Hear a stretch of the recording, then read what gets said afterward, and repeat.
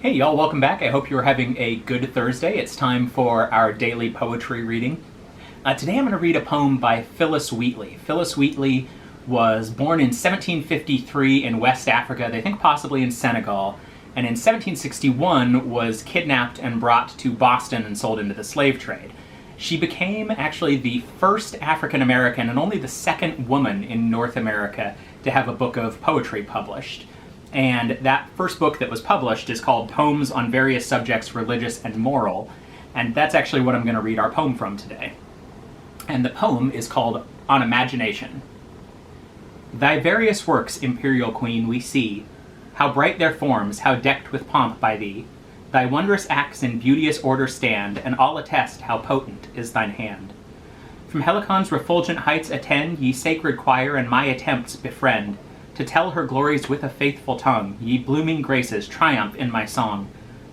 Now here, now there, the roving fancy flies, till some loved object strikes her wandering eyes, whose silken fetters all the senses bind, and soft captivity involves the mind.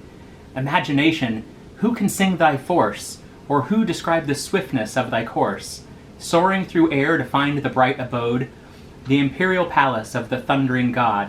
We on thy pinions can surpass the wind and leave the rolling universe behind. From star to star the mental optics rove, measure the skies and range the realms above. There in one view we grasp the mighty whole, or with new worlds amaze the unbounded soul. Though winter frowns to fancy's raptured eyes, the fields may flourish and gay scenes arise. The frozen deeps may break their iron bands and bid their waters murmur o'er the sands. Fair Flora may resume her fragrant reign, and with her flowery riches deck the plain. Sylvanus may diffuse his honors round, and all the forest may with leaves be crowned. Showers may descend and dews their gems disclose, and nectar sparkle on the blooming rose. Such is thy power, nor are thine orders vain, O thou the leader of the mental train. In full perfection all thy works are wrought, and thine the scepter o'er the realms of thought. Before thy throne the subject passions bow, of subject passions sovereign ruler thou. At thy command joy rushes on the heart, and through the glowing veins the spirits dart. Fancy might now her silken pinions try, to rise from earth and sweep the expanse on high. From Tithon's bed now might Aurora rise, her cheeks all glowing with celestial dyes, while a pure stream of light o'erflows the skies.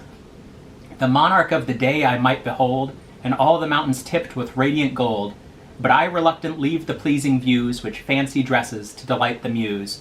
Winter austere forbids me to aspire, and northern tempests damp the rising fire. They chill the tides of fancy's flowing sea. Cease then, my song, cease the unequal lay. I hope y'all enjoyed. Stay safe and stay well, and until next time, remember, we're all in this thing together.